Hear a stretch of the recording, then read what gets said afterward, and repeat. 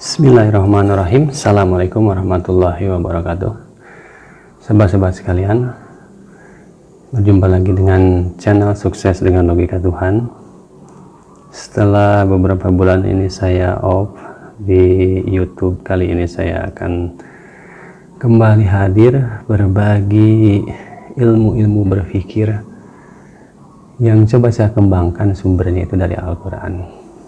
Sahabat-sahabat sekalian, kalau kita belajar Al-Quran, ada cara berpikir berbeda dari cara-cara berpikir dari halayak orang pada umumnya. Tapi cara berpikir ini juga sebetulnya pada ujungnya ada persamaan atau dapat kita temukan dengan cara-cara berpikir orang-orang yang hanya mendapatkan pengetahuannya dari pengalaman atau berdasarkan dari pengamatan. Jadi sebetulnya Al-Quran itu mengatur dari hulu sampai hilir. Nah, namun ada orang-orang yang belajar dari hilir. Nah, orang-orang yang belajar dari alam itu sebetulnya orang-orang yang belajar dari hilir. Tapi kadang-kadang kita juga kalau belajar dari hilir tidak tahu hulunya itu apa. Nah, kalau belajar dari Al-Quran, sesungguhnya kita belajar dari hulunya, nanti kita bisa menemukan juga kebenarannya, pertemuannya di hilir gitu. Nah, tapi kadang juga ada orang yang belajar dari hulunya, tapi nggak sampai ke hilir. Nah, dalam logika Tuhan ini, saya akan mencoba menjelaskan sedikit demi sedikit ya, ilmu yang saya miliki, ilmu yang saya geluti, yang diberikan oleh Allah Subhanahu wa Ta'ala kepada sahabat-sahabat sekalian, bahwa kita kalau berpikir dari hulu itu sebetulnya kita akan menemukannya juga di hilir. Jadi antara orang nanti yang belajar dari hilir dan belajar dari hulu, kita dengan logika yang kita pelajari dari Al-Quran, kita akan mempertemukannya, sahabat-sahabat sekalian. Nah, sahabat-sahabat sekalian, mengapa kita harus berani mencoba? Nah, orang-orang yang belajar dari hilir, belajar dari pengalaman pribadi, belajar dari pengamatan, juga sama. Sesungguhnya mereka juga mengajak kepada kita semua untuk berani mencoba. Nah, orang-orang sukses, miliarder di seluruh dunia itu, bahkan saat ini, orang-orang yang sukses di abad ini, juga mengatakan bahwa kegagalan itu menjadi satu hal yang harus kita hadapi, dan kita harus berani menghadapinya dan melakukannya. Jadi mereka menganjurkan kalau kita ingin sukses itu harus banyak mengalami kegagalan. Nah, ini orang-orang yang belajar dari hilir sudah menemukan ini. Tapi saya yang mencoba belajar dari hulu, sumbernya dari Tuhan, langsung dari Allah Subhanahu wa Ta'ala, itu juga mengatakan sama demikian. Jadi kalau kita mau mencoba, mau sukses, itu kita harus berani mencoba dan jangan takut gagal. Nah, namun pertanyaannya nih, kalau saya benar ini belajar dari hulu ini, ada sumbernya, ada pengetahuannya, nah, nanti saya akan membuktikannya ya, sahabat-sahabat sekalian. Jadi mengapa sih kita harus berani mencoba? Karena sahabat-sahabat sekalian, ide-ide atau gagasan-gagasan kita itu biasanya hadir kalau kita melakukan sesuatu.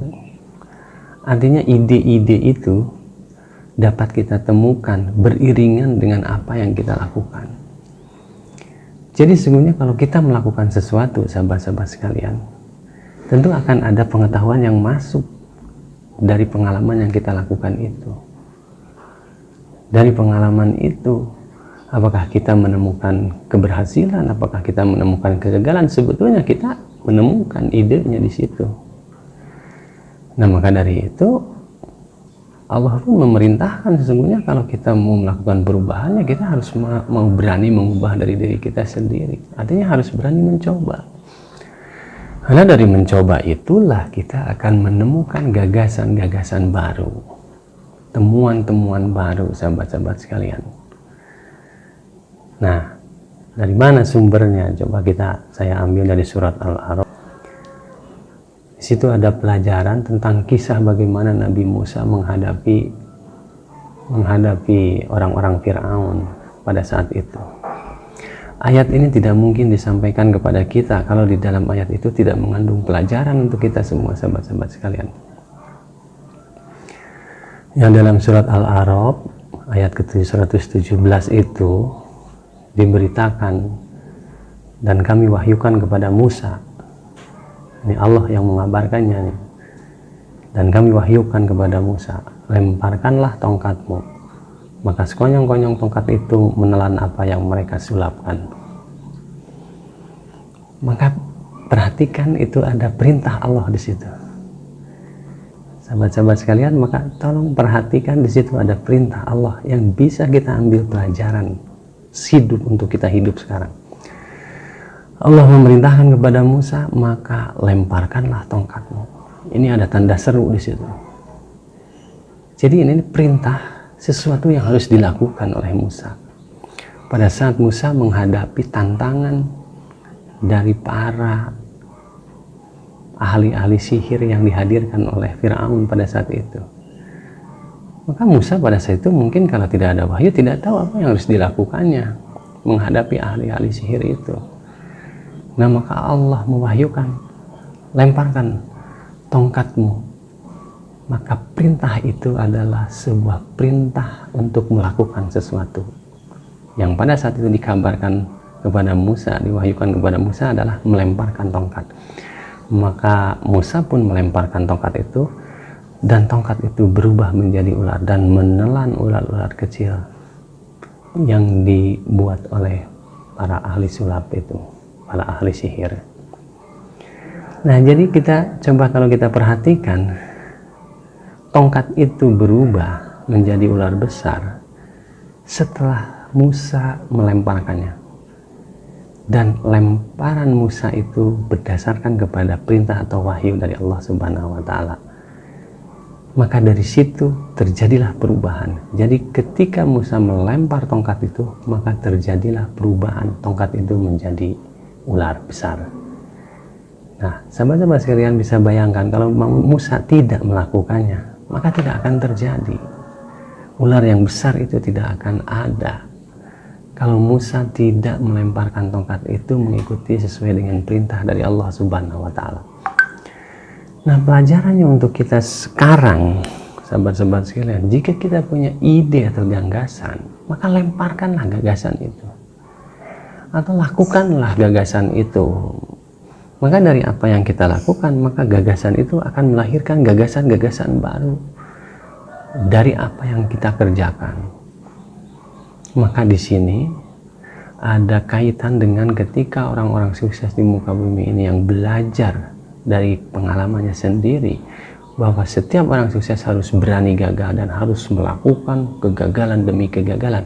Karena di balik kegagalan itu tadi ada ular-ular besar yang menjadi input pengetahuan, yang menjadi gagasan-gagasan besar lagi, sehingga mereka akhirnya bisa menguasai pasar dunia. Bill Gates bisa menguasai pasar dunia dalam teknologi, kemudian Mark Zuckerberg bisa menciptakan yang namanya Facebook, kemudian Jack Ma bisa menguasai pasar dunia dengan menciptakan gagasan marketplace di Cina, Alibaba. Itu adalah ular-ular besar. Ular-ular besar yang awalnya melempar satu hal yang kecil. Awalnya dari lemparan, dari tindakan-tindakan kecil, sehingga berkembang dan berkembang menjadi suatu kekuatan besar. Nah, jadi sahabat-sahabat sekalian, jadi apa yang diajarkan Al-Quran dengan apa yang disampaikan oleh para tokoh-tokoh besar miliarder di dunia ini dari dulu sampai sekarang, itu informasinya, gagasannya, pelajarannya bisa kita dapatkan dari Quran. Maka sesungguhnya antara Quran dengan kehidupan sehari-hari, dengan kehidupan orang besar, dengan kehidupan dunia ini, nggak ada pertentangan, sahabat-sahabat sekalian. Bahkan Al-Quran itu menjadi pedomannya, memberikan pedoman kepada kita semua. Sehingga kalau kita berpedoman kepada Tuhan, kepada wahyu, maka kita tidak akan melupakan Tuhan apapun yang terjadi, sebesar apapun perusahaan kita, sebesar apapun kekayaan kita, kita tidak akan pernah melupakan Tuhan, karena kita tahu semua yang kita lakukan ide dan gagasannya dari Tuhan. Demikian sahabat-sahabat sekalian, mudah-mudahan ini menginspirasi. Kalau ada kesalahan itu dari pribadi saya, tapi kalau ada kebenaran, jangan meyakini kebenaran itu datang dari saya, tapi imani ayat-ayat Al-Qur'annya itu, bahwa itulah datangnya dari Tuhan. Demikian sahabat-sahabat sekalian, terima kasih. Assalamualaikum warahmatullahi wabarakatuh.